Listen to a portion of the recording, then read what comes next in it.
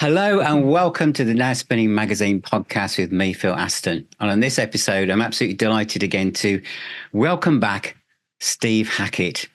And Steve, you're about to release your 30th solo album called The Circus and The Nightwhale on the 16th of February 2024. I mean, what... Now, a lot of people say when you do this, oh, it's a concept album. And then they, oh, yes, it's sort of, but this really is a concept album, isn't it? This really does have a beginning, a middle and an end. I prefer to call it a story, a narrative. I know that the concept albums had a bad name at one time. And so when publicists put that in the bio, I always go, oops, right, so what's so great and what's so new about having a concept album? Yes, nothing, absolutely not, except that it's an attempt to tell my life in a musical, autobiographical kind of way. I can say that this early in the morning. There we go. Because the main character is called Traveller. Yes. Now, did the character come about before you really started writing and recording the album, or were the songs like coming together as like separate islands, and then you started to think this could be a story?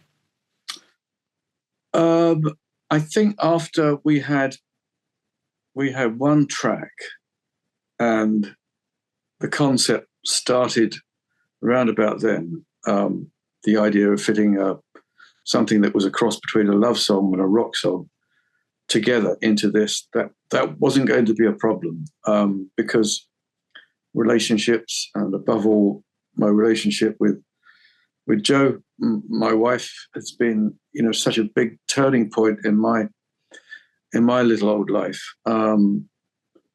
So I think that things were obviously taking shape as we were doing it. So the story was developing in parallel with songs developing. So there was a mirror being held up the whole time, the idea of self-commissioning to some degree.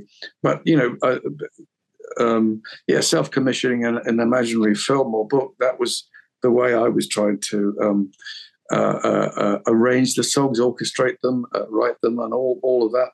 All of those processes that one time we used to think were separate really all do tend to coincide. I was talking again, with Jo. We were writing stuff together, and we felt it was right to do something like this about now. Songs of innocence, so to speak, become songs of experience when you hit a certain age, and I've arrived there rather more quickly than I was hoping, in terms of Peter Gabriel and I share practically the same birthday, so I expect we'll be giving each other a call round about our birthday, or writing to each other and saying, how does it feel to be as advanced as we are? This is are we still boys? Are we Chinese sages? What do we know at this point in time that we didn't know when we were 21 when we started working together? Yeah, because the whole album has a very theatrical feel. And I think in one of the interviews on your website, you're talking about saying it's like a movie for the ears. Now, yes. When you and Jo met, I think you met because Jo was writing a script for a film. Is that right? Yes. So, and Jo's helped write some of these songs. Yes. So did your relationship and her background in writing like scripts help pull this story together as a... Yes, I think so. I mean, she's a born writer, really, ever since there's a picture of her as a 7-year-old proudly showing something that she'd written 7 or 8 years old and to her aunt, I think. And I think she was always encouraged to do that. Her father was a teacher, and her grandfather had been a teacher too, and they both played violin rather wonderfully, I gather. And it's an interesting thing where, her family have become my family. But, some of the more influential people have now passed on, of course. So we're not all on the same timeline. But yes, it's basically been a huge influence, all of that. And I like to think that my relationship with music has broken down the prejudice that I may have had against certain forms when I started out, or instruments. And the difference is now, compared to the boy who was almost exclusively interested in electric guitar back when I was 9 years old, listening to the Shadows, you come to realize that every instrument, and really any effects box or stop box, everything has got its uses. That's something may have age stamped all over it, and that's where really the beginning of the album, which starts in 1950 with samples of radio from 1950, a very quick sample of this, and a bit of the way the BBC sounded and the way newscasts were with Arvali Dell and Listen with Mother excerpt just before, the Are You Sitting? Fantastic.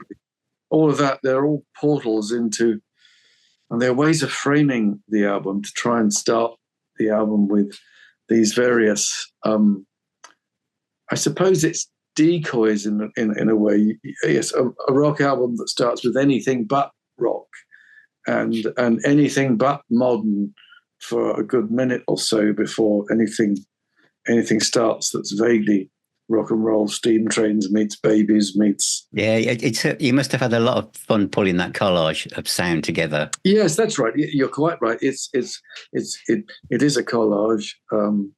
It's a collection of sounds. More in a way, it's like audio traffic. That was what was going on. This is going on when I was born, and screaming my head off for the first year I was born, giving my parents no sleep whatsoever for the first year. And but yeah, that was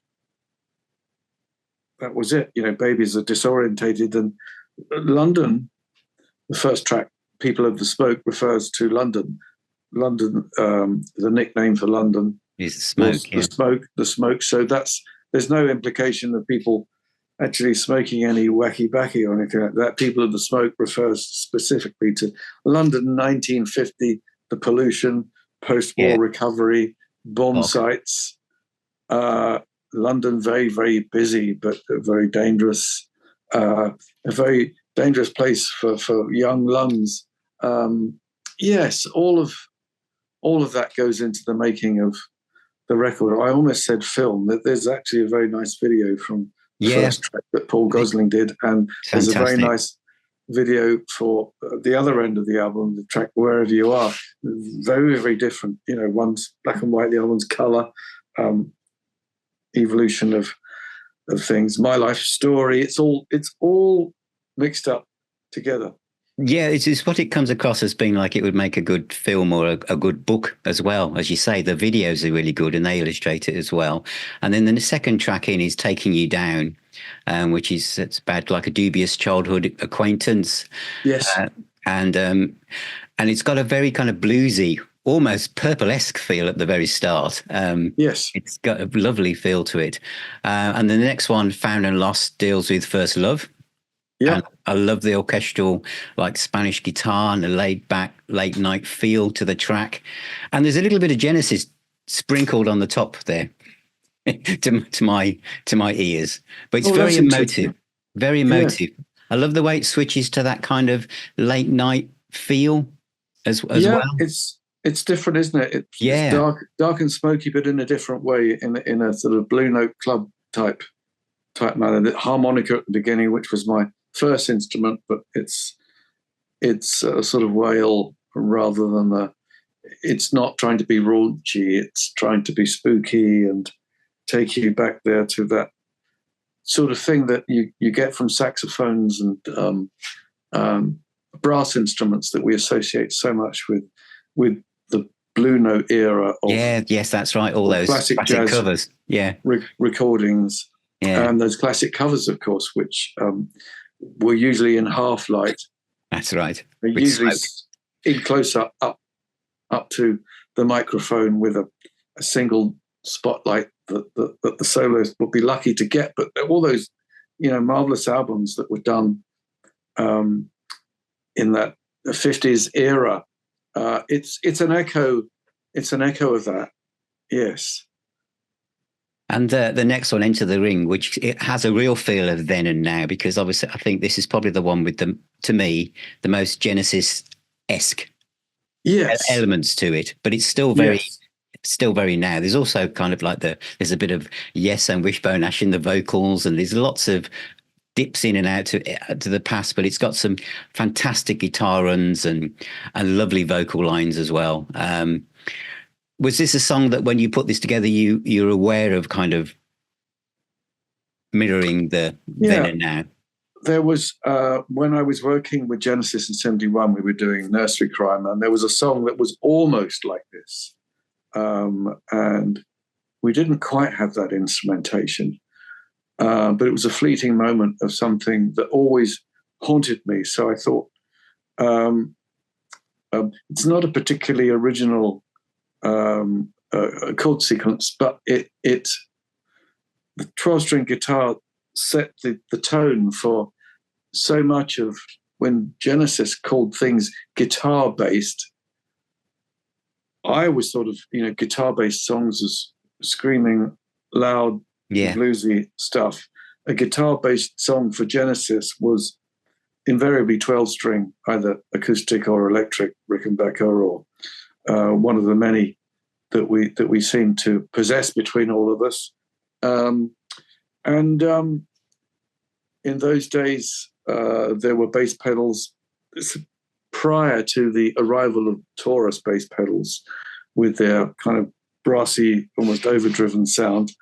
There were Vox bass pedals that I remember Mike Rutherford used to put through a fuzzbox sometimes. So he was always heading towards the sound that was eventually Taurus pedals. So, and Taurus, of course, tried to emulate the sound of the low end of a Moog synth analog days.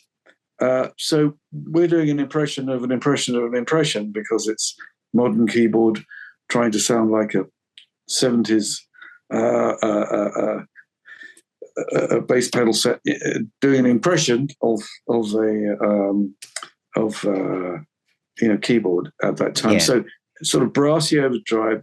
That in a way, the brassy quality of that and the static nature of that means that we've just got strumming. We've got very instead of dense wall of sound textures, we've got that gentle strumming sound and bits of harpsichord and bits of harp and various bits of keyboard, but they all sort of float in and out. You don't get too many repeats, and a thunderstorm which was going on while we were recording this, and so we stopped and caught the thunderstorm and used it as a way to bring it in as a kind of as a link. Works really well.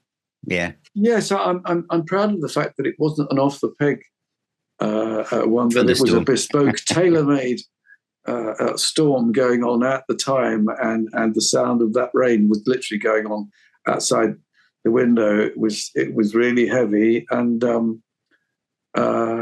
we did it in two passes because we had a mono microphone.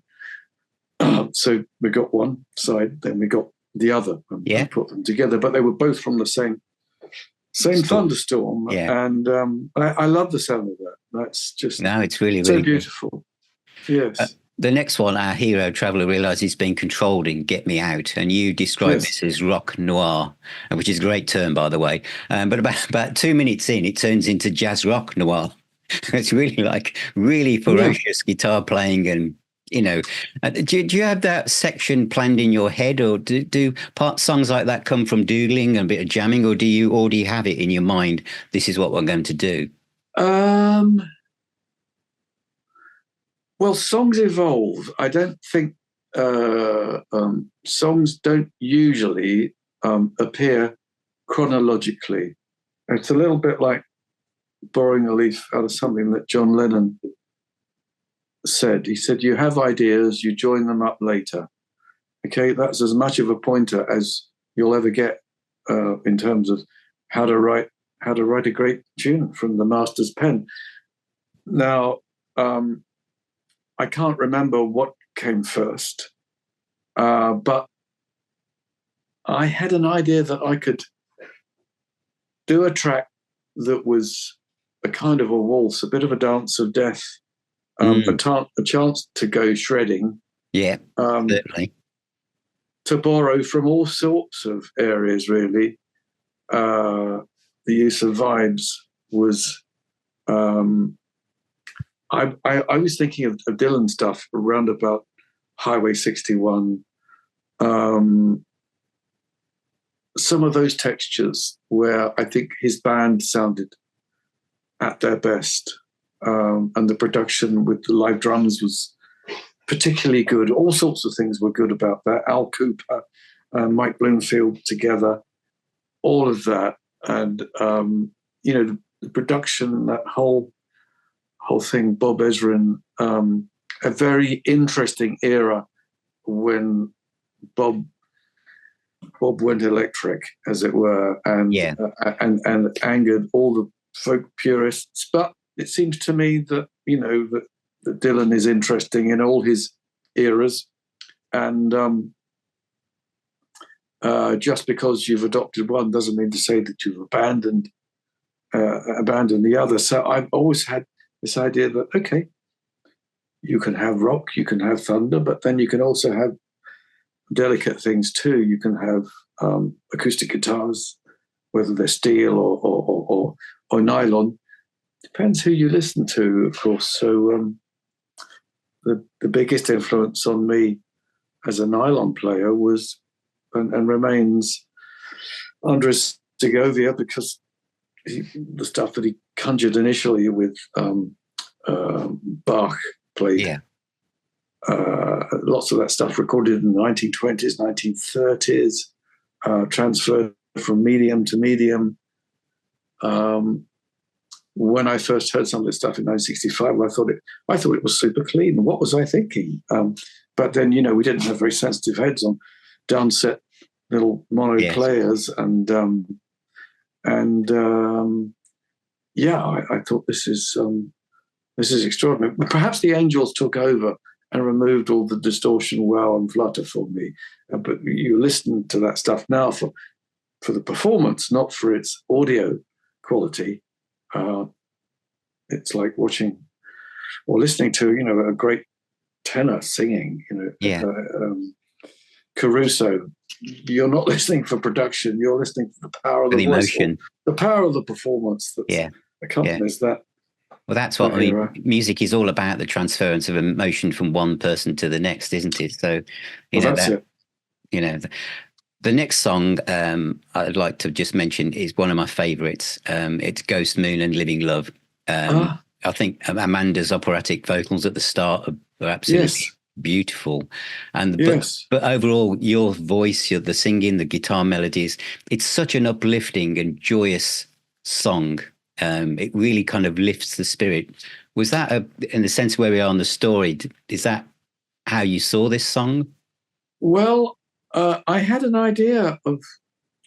There's a number of factors. I had an idea of writing something in the style of the band Darren Morton, who's got this wonderful voice that I absolutely adore. Love the album Beneath the Shining Water. Yeah, I know. And I wanted to try and sound like him. I don't sound like him. Nobody's got that voice. That's him. But his vibrato was to die for, vocal vibrato. So I tried every trick in the book to try and get that.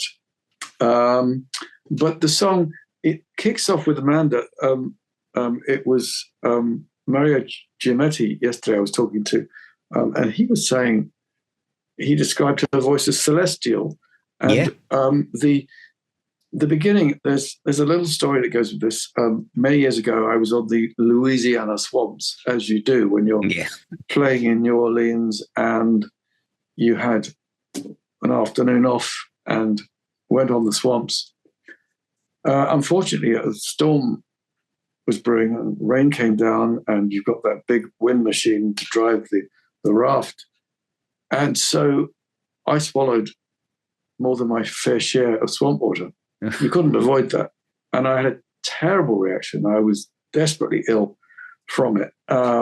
So Swamp Fever was with me for a good 2 weeks on this tour that I was doing at Borders bookshops, where I was just turning up literally to sign things and play a little bit of acoustic. It wasn't until I hit New York, Ian MacDonald said to me, the late great Ian MacDonald, lovely, sweet Ian, said, you should have some chicken soup, some, a bit of Jewish penicillin. So I did, and went to bed that night. And I had a dream, and I heard the very thing that you hear on record. It's my creation of it, my recreation of it. And as I was listening to that, I mean, I was in pain. Even in my sleep, I was in pain. And I heard this beautiful healing melody, and it was as if the clouds parted to allow this ray of celestial sunshine to come in, and the pain went. In the dream, it went, and I woke up and I remembered the melody. I wrote it down straight away, and all these years later, I said to Amanda, look, I've had this, and I talked to Roger Dean about it. He said, I would be fascinated to hear that piece of music. What's it like? And so it's an introduction to the rest of the song.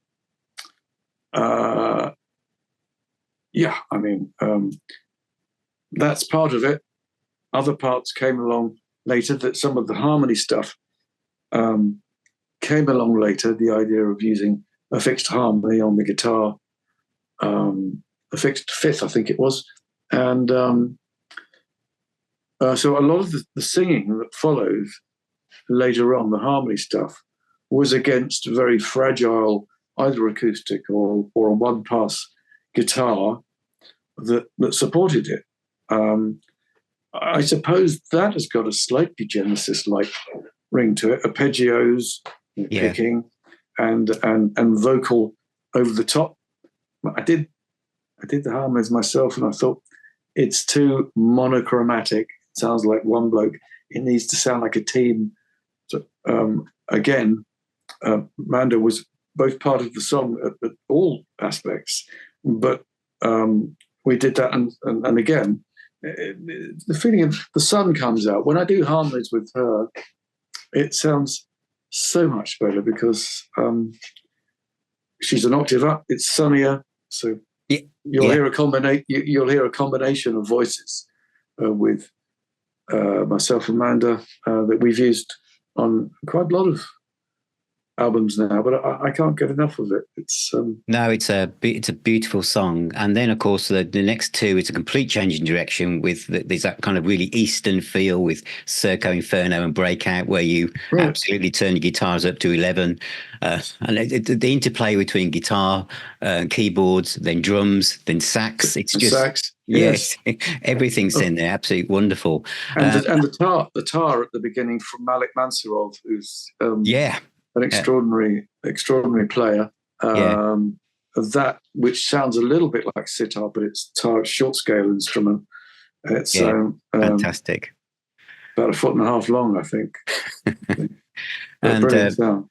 Because I know we're running out of time, but I just want to mention a couple of things. Because now we go into All at Sea, which is lovely, atmospheric, lots of ambient music, and into the Nightwhale, which is really eerie and proggy, and what's happening to Traveller at that point? Because he's literally he's at the end of his rope, or life's about to change completely. Yes, I think the album for the first half is more literal. I like to think in my mind, the circus as a sort of euphemism or symbol for all things to do with music and performing in a traveling band, a traveling circus.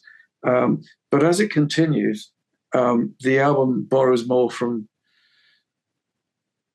other stories, well-known stories, being swallowed by whales. It's Jonah, it's Pinocchio, it's all those things. But it's the leap of faith that accompanies this, where Joe and I were thinking, we should make this more symbolic. And a third person, this idea of everyone's life journey being their own hero's journey. Everybody goes through this. Everyone goes through the various transformations and transcendences that happen, and the Nightwhale was the idea of facing the very thing that you didn't want to face, doing the most difficult thing, but in order to clear space for something a better, greater, and necessary at the end of it. And for me, it was pulling away from certain restrictive relationships. I felt I had to go through that.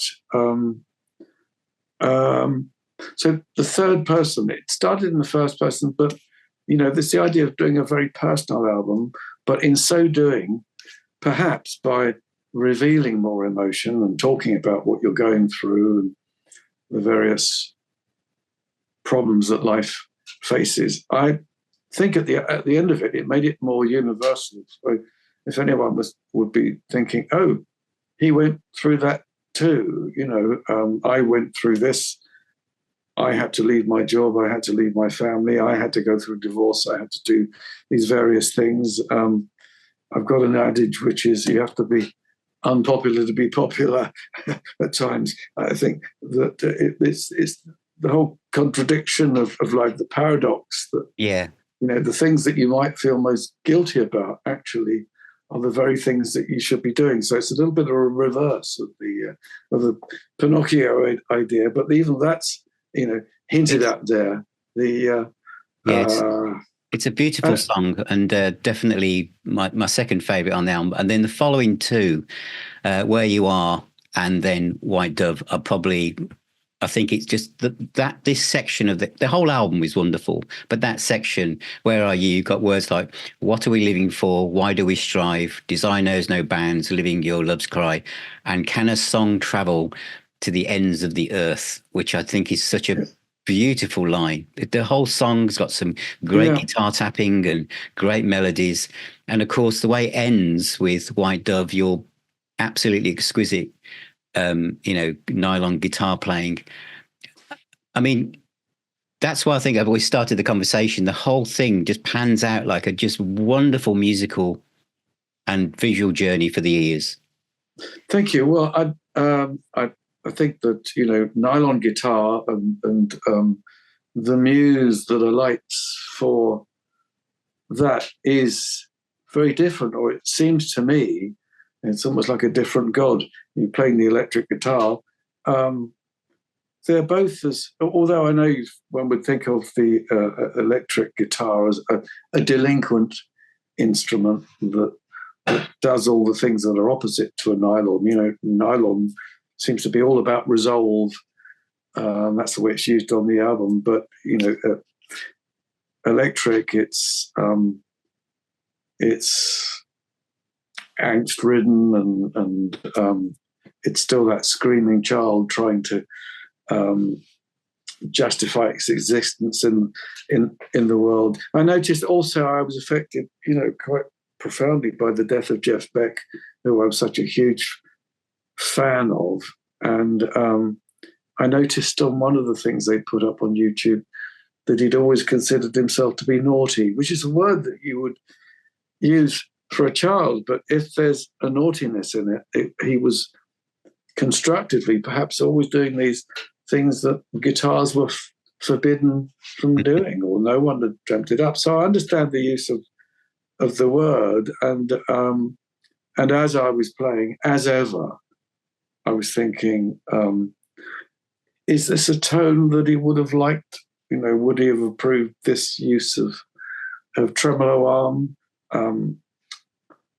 Because obviously, he was king of tremolo arms, no doubt about that.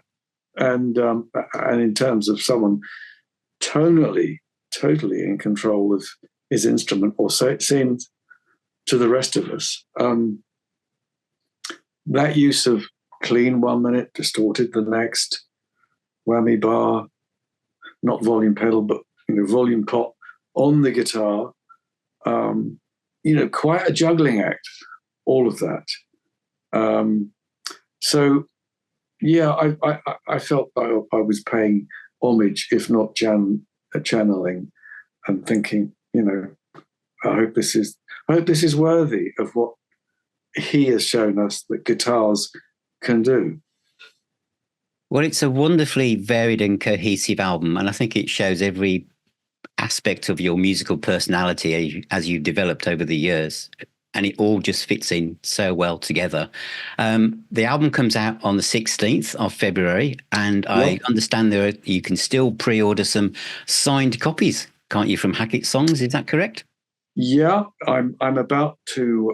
I've got a short visit to Norway, and I think that at the end of that, I gather some production copies have arrived at Sandbag now, so I need to sign those. I'll be doing it as soon as I can. It may be the vinyls have arrived first of all. I'm intrigued to see what the sleeve will look like. Yeah, it's fantastic because it's meant to be a big mouth. The mouth of the whale and swallowing the circus. And audio wise, I'll be listening to CD because I do. But I think visually, like you've got album sleeves there. I'll be interested to see how it blows up. I get to see it. I want to see it on the big screen, really. Fantastic. And will you be touring the album as well? Yes, I'll be. I'm off on tour very shortly to the States. I'll be doing a selection of things from the album, as well as other things, and celebrating other eras, including a fair amount of celebration of Lamb Lies Down on Broadway as well, but not exclusively, because I'm not doing the whole thing. I'm doing what I think is some of the strongest moments from it, in an attempt to keep everybody happy, of course. But yes, of course. One tries. Yeah, indeed. Well, thank you so much, Steve, for all of your time. And remember, the album Circus and The Nightwhale comes out on February the 16th, and I'm really looking forward to getting a copy as well. So thank you again, Steve, and hopefully I'll talk to you again in the future. Thank you. Lovely. I hope to do so myself. All the best. Thank you. Bye. So a huge thank you to my guest, Steve Hackett. And it's absolutely fantastic to talk about his new album, The Circus and The Nightwhale. I wish I'd had a bit longer to go through some of the other tracks as well. It really is a fantastic album. And to me, it really illustrates the importance of an album. All of those songs that I mentioned, especially, the songs that you can see on video on YouTube at the moment, are all wonderful songs. But when you hear them together as the whole story, and this is such a theatrical album, it really, really brings it together and shows you that the album really is an art form, like a film, like a book, where you can really immerse yourself in it. So The Circus and The Nightwhale is out now, and you can get a signed copy from Steve if you go to hackettsongs.com. So thank you for watching. Thank you for being here. Please subscribe to the YouTube channel, to the podcast. We're on every platform. Visit nowspinning.co.uk, and I shall see you all very, very soon.